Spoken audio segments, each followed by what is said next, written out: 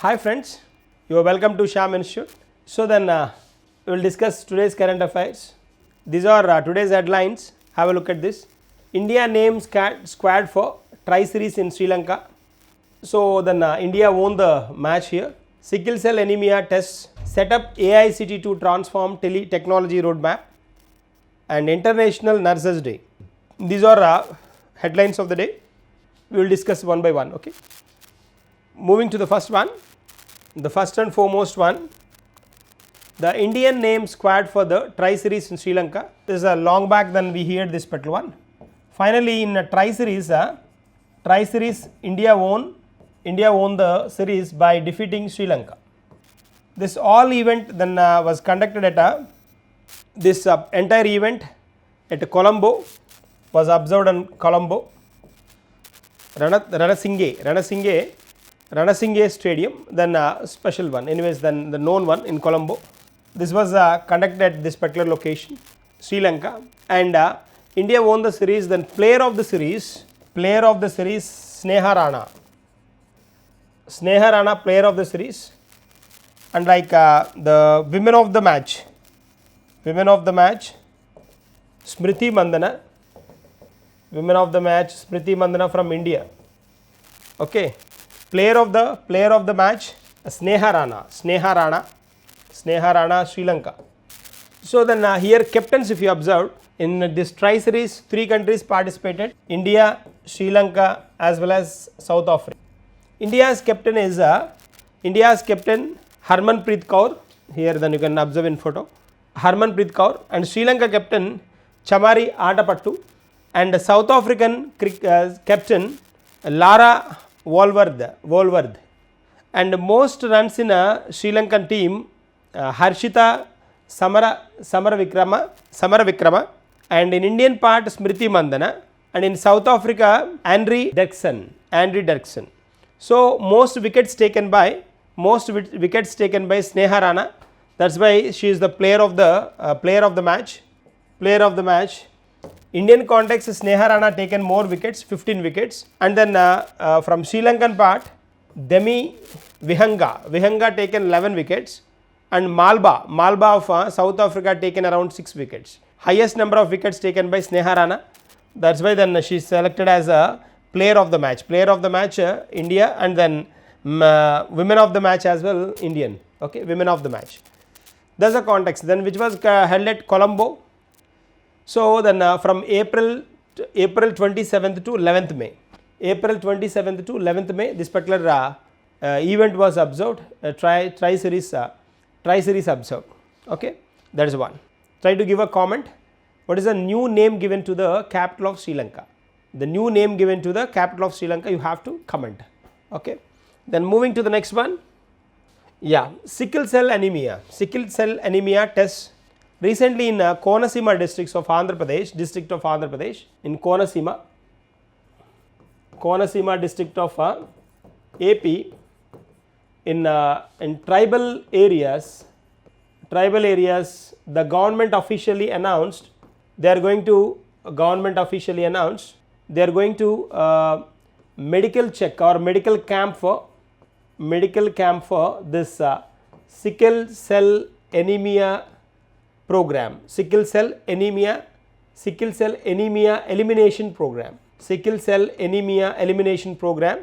Under this program, they are going to conduct medical camps.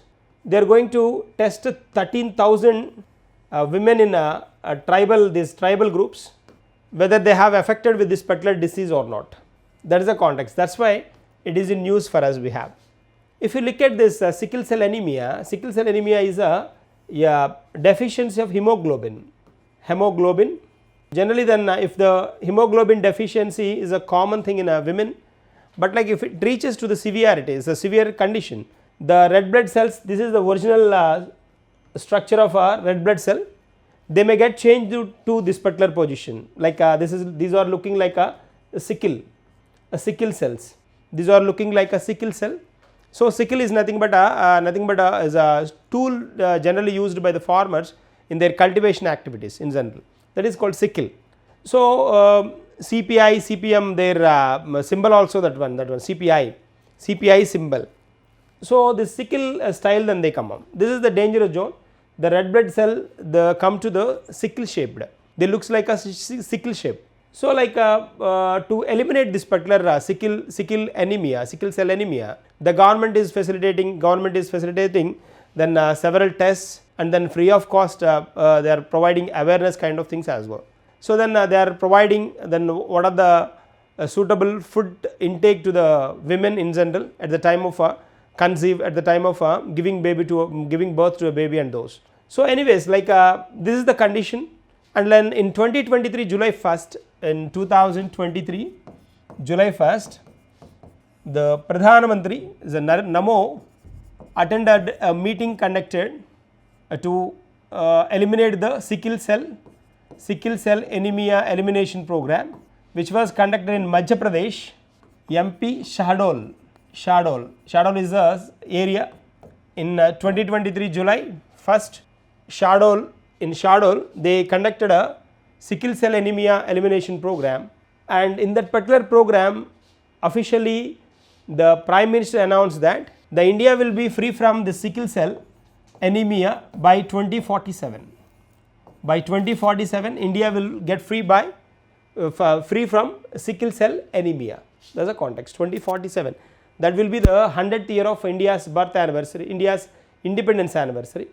So, then they selected that particular year 2047. Suddenly then they ask a question, India announced to free from sickle cell anemia by which year? By 2047. That is the point. Moving to the next one, have a look at this one. Set up artificial intelligence city to transform technological roadmap. This is set up AI city. AI city announced in Uttar Pradesh, UP, at Lucknow. They 70 acres of land, 70 acres of a plot area near which is near to the Chaudhary Charan Singh Airport. Chaudhary Charan Singh Airport is located at Lucknow. So, then near to Chaudhary Charan Singh Airport, then they acquired this 70 acres of land for this artificial intelligence city. Simply then they ask a question, in which of the following cities recently AI city announced by the government, that is Lucknow, which state? Uttar Pradesh. Okay, don't get confused with a Quantum Valley. Quantum Valley city is Amaravati. Quantum Valley city is Amaravati, but here it is a artificial intelligence city announced in Lucknow, Uttar Pradesh. Have a look at this one. NCRTC launches a coworking space at Ghaziabad Namo Bharat station. Ghaziabad Namo Bharat station. This Ghaziabad is located, Ghaziabad is a part of Uttar Pradesh only. Ghaziabad UP only. Ghaziabad Uttar Pradesh, in that particular Namo Bharat station, they are going to launch co-working space. Co-working space. Co-working space is a place where they allow the different companies people to share a space or a place in general, and then without any interruption they can continue their work, and then no need to waste the time to wait for the train or for the comments of the train and those. That is the one. So, then to keep all these stuff in mind, they introduced a concept called a working space, the co-working space at a Ghaziabad Namo Bharat station. Namo Bharat station, that is a point. They may ask where it is announced like that, direct question. Next one, NALSA executive chairman, new executive chairman of NALSA, he replaces B.R. Gawai. He replaces B.R. Gawai. So, simply we can say this NALSA present chairman Suryakant is a successor of B.R. Gawai. This Suryakant is a Supreme Court sitting judge, present sitting judge, and this NALSA National Legal Services Authority, new chairman Suryakant appointed by the President of India. What is the function of this NALSA? We have got Supreme Court in center, and in state wise we have high courts, in district wise we have session courts, district session courts. So, then what is the need of this NALSA? Yeah, NALSA to provide judiciary services available to the poor and to bring the social justice, that is a concept here. NALSA is a provides judiciary services available to the poor and poor is the main context. We know in the Constitution of India we have a 39A, article 39A says equal justice. So then it emphasizes that particular equal justice concept. There is a concept here. So the chairman of the Supreme Court Legal Services Committee, he is a present chairman of the Supreme Court Legal Services Committee, and he earlier worked as a Chief Justice of Himachal Pradesh High Court, Haryana, Punjab as well. High Court Judge for Punjab and Haryana, Chief Justice for Himachal Pradesh. Okay, that is a context. If you observe NALSA was officially introduced with an enactment called Legal Services Authority 1987 enactment. With the 1987 Legal Services Authority enactment, which was introduced in 1995 at New Delhi. That is a function. So what NALSA do in general?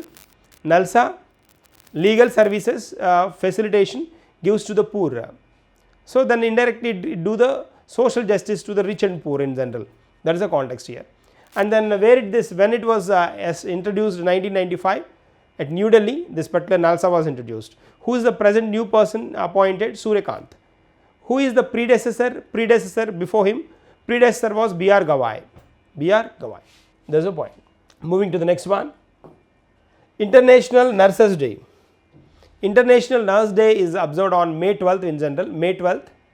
So then this has got a very special reference here. Mother of nurses. One person is called mother of modern nursing system, that is Florence Nightingale. Florence Nightingale considered as a mother of modern nursing. She born and brought up in Italy. Florence Nightingale. She recognized as a special nurse or a special person in officially in 1854 during the war of Soviet Union, the Russia, even not even Russia, that is a Soviet Union before, fight with the Turkey, France and Britain nations. Several people injured. So then by the time she rendered her services in a right manner, and then she became a very successful nurse in the history. So then her services were recognized by the international organizations in 1965, and her birth anniversary May 12th they considered as a International Nurses Day. There is a concept here. So then with the recent statistics in India, we have 33 lakhs of women nurses are there, and this figure says, like 33 lakhs figure says 2 members for every 1000 citizens. The World Health Organization report says then 3 nurses required for 1000 citizens. So anyways, the shortage is there, anyways that gap is there. In the world, if you observe, 2.9 crores of nurses are there. In 2020, then the shortfall of 45 lakhs of nurses observed in the world. In India, we have 33 lakhs of nurses are there, but it's a 1000 for every 1000 citizens. 2 members nurses are there, but then the number should be increased to 3. Okay, that is a point. So International Nurses Day, here like if you observe these are the point here. Caring for nurses strengthens the economies. That is the theme for the year. Caring for nurses strengthens economies. This is the theme for the year 2025. Caring for nurses strengthens economies. That is the theme for 2025. Moving to the next one. Yes, a Cosmos 482 crashes near Andaman Island. This is the one. This is the Cosmos 482. Cosmos 482. This is the Soviet Union's spaceship, which was launched 53 years back. Then it returned and it crashed. It came onto the land, and then it has reached the Andaman Nicobar, near to Andaman Nicobar, 560 kilometers away from Andaman Nicobar. And then this particular this Cosmos 482 spaceship belongs to Russia. This information was given by the Russia's space agency Roscosmos. Russia's space agency Roscosmos recently announced this information. So here like debris belongs to the Russia only, and then if it reaches the land, whatever the disturbance it creates or whatever the effect it creates, completely held by the Russia.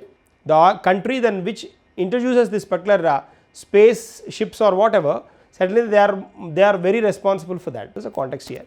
So then this is all about this Cosmos 482. Moving to the next one, United Nations Forum on Forests, that is called UNFF. United Nations Forum on Forests. United Nations Forum on Forests. This is one. UNFF this particular 20th session was held at New York. That United Nations strategic plan forum on forests, strategic plan or forum, it is observed between 2017 to 2030. So their main objective is to promote the management, protection and sustainable development of forests. So UNO member nations or all UNO member nations and agencies are part of this United Nations Forum on Forests. There is a context where it was held is important. Here we have New York, which session?